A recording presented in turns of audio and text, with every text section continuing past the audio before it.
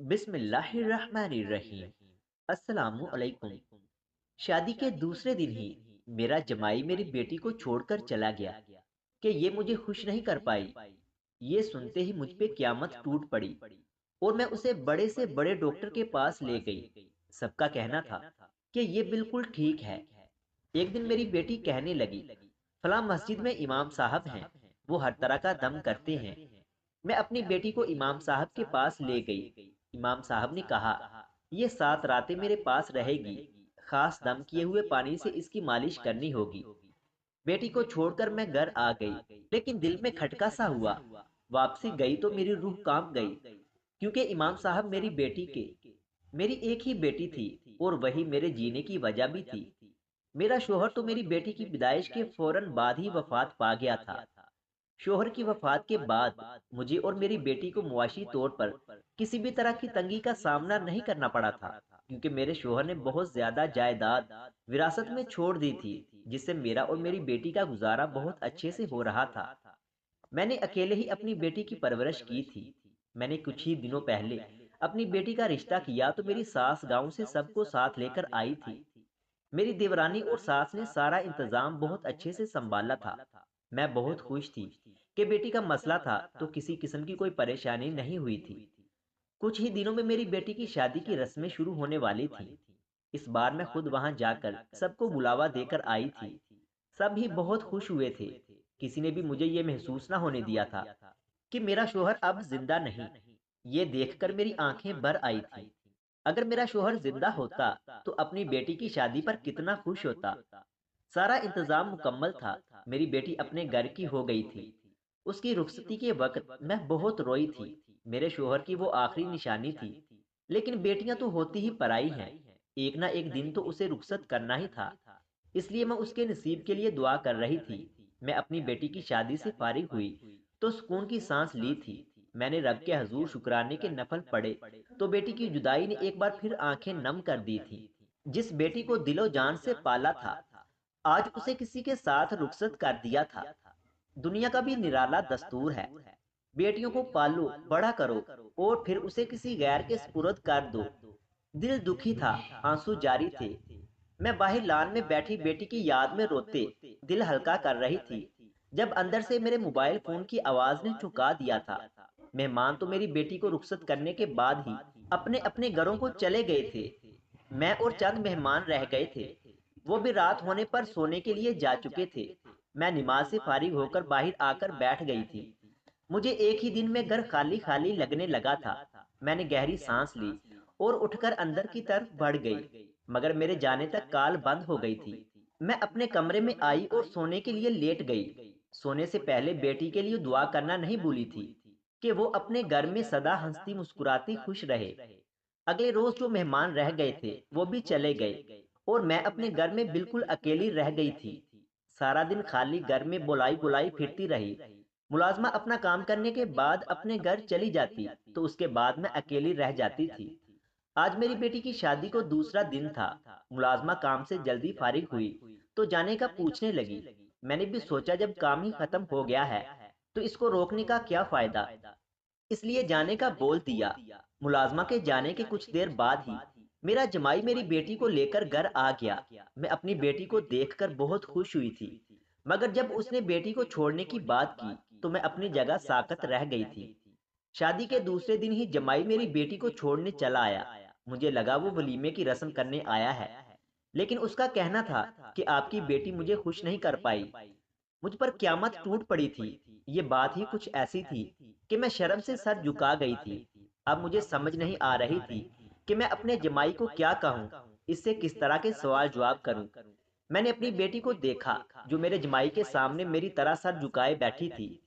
मेरा जमाई मेरी बेटी को छोड़कर जाने लगा तो मैंने उसका हाथ पकड़कर मिन्नत भरे लहजे में कहा, देखो बेटा, तुम परेशान मत हो, मैं शर्मिंदा हूँ। बहुत जल्द मैं कोई हल निकाल लूंगी।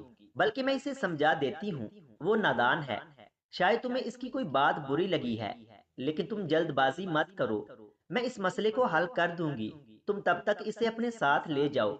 किसी को पता चल गया तो मैं क्या मुंह दिखाऊंगी लोगों को, क्योंकि शादी के दूसरे दिन ही बेटी घर वापस आ जाए तो लोग जीना हराम कर देते हैं। सवाल पूछ पूछ कर। मैं जानती थी अगर किसी के कान में भी ये बात पड़ गई कि शादी के दूसरे दिन ही जमाई मेरी बेटी को छोड़कर चला गया है, तो सब मेरी बेटी के किरदार पर बातें करते, जो कि मैं नहीं चाहती थी। अभी तक तो मैं कुछ जानती तक न थी कि मेरी बेटी ने वाकई ऐसा कुछ किया है, या ये सब मेरा जमाई जानबूझकर कर रहा है। और अगर ये बात लोगों के सामने आ गई तो मेरी क्या इज्जत रह जाएगी। मेरी बातों को नजरअंदाज करते हुए मेरे जमाई ने रूखे लहजे में बोलते हुए अपना हाथ मेरे कंधों से निकाला और बिना कुछ कहे मेरे घर से निकलता चला गया। उसका कहना था कि मैं इसे अपने साथ लेकर नहीं जाऊंगा, आप इसे पास ही रखें। शायद मेरी बेटी ने जज्बात में आकर उसे मना कर दिया हो, या उनके दरमियान कोई तलख कलामी हो गई हो। मैं खुद से ही सोचती दरवाजे में खड़ी अपनी बेटी को देखकर रो दी। रो तो मेरी बेटी भी रही थी, मगर उसके रोने में वो शिद्दत ना थी जो शायद होनी चाहिए थी। मैं अपने दुख में गौर न कर सकी थी, वरना जरूर चौंक जाती। उसके बाद मैं अपनी बेटी को लेकर बहुत बड़े बड़े डॉक्टरों के पास गई, लेकिन उसके चेकअप के बाद सबने यही जवाब दिया था कि मेरी बेटी बिल्कुल ठीक थी। मैं हैरान थी कि यह क्या मामला था। मेरा जमाई तो बोल रहा था कि मेरी बेटी उसको खुश नहीं कर पाई, मगर वो तो बिल्कुल ठीक थी। मैंने सोच लिया था अब मैं अपने जमाई से बात करूंगी। वो मेरी बेटी पर इतना बड़ा इल्जाम कैसे लगा सकता था। मैं डॉक्टर की बात सुनकर अपनी बेटी की तरफ पलटी थी, जो मेरे पीछे चलती हुई आ रही थी। मेरे अचानक मुड़ने पर वो वहीं रुक गई थी। मैंने उसे भी कह दिया कि अब उसके शोहर से मैं खुद बात करूंगी, लेकिन मैंने वाज़ह महसूस किया था कि मेरी बात पर मेरी बेटी का रंग बदला हुआ था। उसके हाथ भी कप कपा रहे थे। मेरी नजर अपनी बेटी पर ही थी। नहीं नहीं अम्मा, इससे बात मत करना। उस बदतमीज इंसान का क्या भरोसा, आपको उल्टा सुना देगा। वैसे भी आपके सामने वो शरीफ बना घूमता है, लेकिन वो शरीफ नहीं है। कहीं गुस्से में आकर मुझे तलाक ही ना दे दे। मेरी बेटी ने मेरी बात पर मुझे जल्दी से टोक दिया था। बात करते हुए मुझसे नजरें भी चुरा रही थी।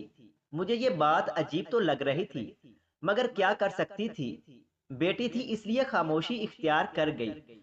ये मामला मुझे अजीब सा लग रहा था, क्योंकि अभी मुझे सही से ये तक पता न था कि आखिर इसमें गलती किसकी थी, कौन गलत था, दोनों में और कौन सही था। मुझसे इस बात का अंदाजा लगाना मुश्किल हो रहा था, लेकिन मैं अब जानना चाहती थी आखिर गलती किस तरफ से हो रही थी। और ये सब जल्दबाजी में तो नहीं हो रहा। मैं और मेरी बेटी घर जाने के लिए गाड़ी में बैठी थी, मगर मेरा ध्यान अभी भी इन्हीं बातों में लगा हुआ था। कुछ तो था जो गलत था, मगर क्या, यही मेरी समझ से बाहर था। अभी तक तो मुझे जमाई ही गलत लग रहा था, क्योंकि वही तो बेटी को खुश ना रखने का ताना देकर चला गया था, जबकि मेरी बेटी बिल्कुल ठीक थी। तो मेरा जमाई ऐसा क्यों बोलकर चला गया था। ये बात मुझे उलझन में मुब्तला कर रही थी। कहीं ऐसा तो नहीं मेरा जमाई ही मेरी बेटी को बसाना नहीं चाहता था, वो किसी और को पसंद करता हो, और लोगों के डर से वो इल्जाम मेरी बेटी पर डाल रहा हो, या फिर उसमें ही कोई खामी हो। ऐसा भी तो हो सकता है कि मेरे जमाई ने मेरी बेटी को मना किया हो कि ये बात किसी को ना बताए। मेरा दिमाग एक बात पर फिर से रुका था। मैं अभी इस उलझन में थी कि हमारा घर आ गया। हम घर में दाखिल हुए तो मेरी बेटी कुछ देर अपने कमरे में चली गई। रात का खाना खाकर उसने मेरे लिए चाय बनाई और खुद कमरे में चली गई। उसके बाद वो कुछ ही देर में फिर वापस मेरे पास चली आई। पहले तो मेरी बेटी कुछ देर मेरे सामने बैठी रही, जैसे कुछ सोच रही हो। फिर मेरे पास आकर बड़ी नरमी से बोली, अम्मा मेरी एक दोस्त है, उसने बताया था कि हमारे शहर से कुछ दूर ही एक इमाम साहब रहते हैं जो हर किस्म की बीमारी का दम करते हैं। मैं सोच रही थी कि उनके पास चले जाएं। मैंने चौंक कर उसकी तरफ देखा था। अगर तुम कहती हो तो चलो अभी चलते हैं। मैंने इस उम्मीद पर जाने की हामी भर ली कि क्या पता अल्लाह पाक मेरी बेटी को शिफा दे दे और इसका भी घर खुशियों से भर जाएगा। वो अपने घर खुश और आबाद रहेगी। मेरे कहने की देर थी कि मेरी बेटी फट से उठ खड़ी हुई। मुझे उसकी जल्दबाजी पर शक सा गुजरा, मगर फिर सर झटक कर जाने के लिए बाहर की तरफ बढ़ गई। हम जल्द ही उस इमाम साहब के पास पहुंच गए थे। मैं हैरान थी कि जब हम उस इमाम के पास गए तो वहां किसी किस्म का कोई रश न था। मतलब अक्सर कहीं जाना हो किसी पीर फकीर के पास तो वहां मरीदों की कतारें लगी होती हैं कि बैठने को जगह न मिलती, मगर यहाँ मामला ही उलट था। वो जगह वीरान सी थी। जहां उस इमाम साहब की रिहाइशगाह थी। चंद लोगों का ही आना जाना था वहां। मैं चुपचाप अपनी बेटी के साथ चलती उस आरामगाह के अंदर दाखिल हुई थी। अंदर जाते हुए मैं आसपास भी देखती जा रही थी। हम जब उनके पास गए तो मैंने अपनी बेटी के बारे में सब कुछ उस इमाम को बता दिया। मेरी बात उन्होंने बड़े आराम से सुनी थी। इमाम साहब ने कहा, ये 7 रातें मेरे पास रहेगी।